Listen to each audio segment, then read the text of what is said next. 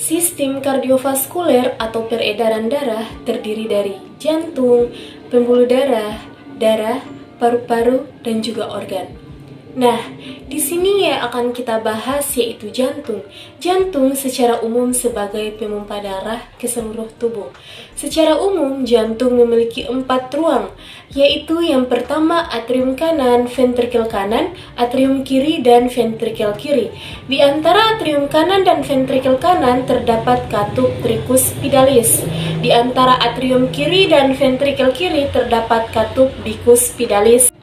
Nah, di sini saya akan menjelaskan tentang sistem peredaran darah. Darah yang mengandung karbon dioksida atau disebut dengan CO2 masuk ke dalam jantung melalui vena cava superior atau vena cava inferior. Vena cava superior adalah bagian atas dan vena cava inferior adalah bagian ekstreminasi bawah. Lalu masuk ke bagian atrium kanan atau bilik kanan. Kemudian darah yang berada di atrium kanan akan masuk ke dalam ventrikel kanan melalui katup tricuspidalis. Darah yang dari ventrikel kanan menuju paru-paru akan melewati yang namanya arteri pulmonalis. Kemudian darah dari arteri pulmonalis itu mengandung karbon dioksida atau CO2.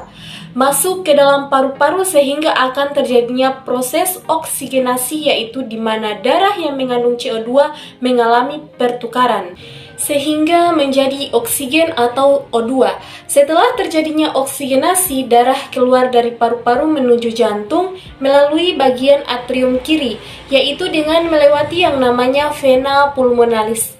Darah yang sudah masuk ke atrium kiri akan diteruskan menuju ventrikel kiri, melewati katup bicuspidalis, kemudian dipompa oleh pembuluh darah terbesar yaitu aorta. Setelah dari aorta masuk ke dalam arteri, setelah dari arteri masuk ke arteriola, kemudian masuk lagi ke kapiler. Kapiler yaitu pembuluh darah yang sangat kecil dengan diameter 5-10 mikrometer.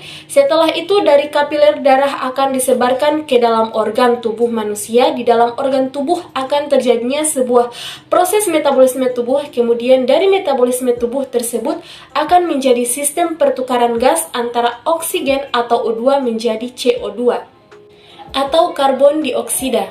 Darah yang telah menjadi CO2 akan menuju jantung. Dari organ tubuh tersebut darah keluar menuju organ, yaitu venula ke dalam vena. Setelah itu darah menuju jantung melalui vena cava superior dan vena cava inferior, lalu kembali lagi ke jantung.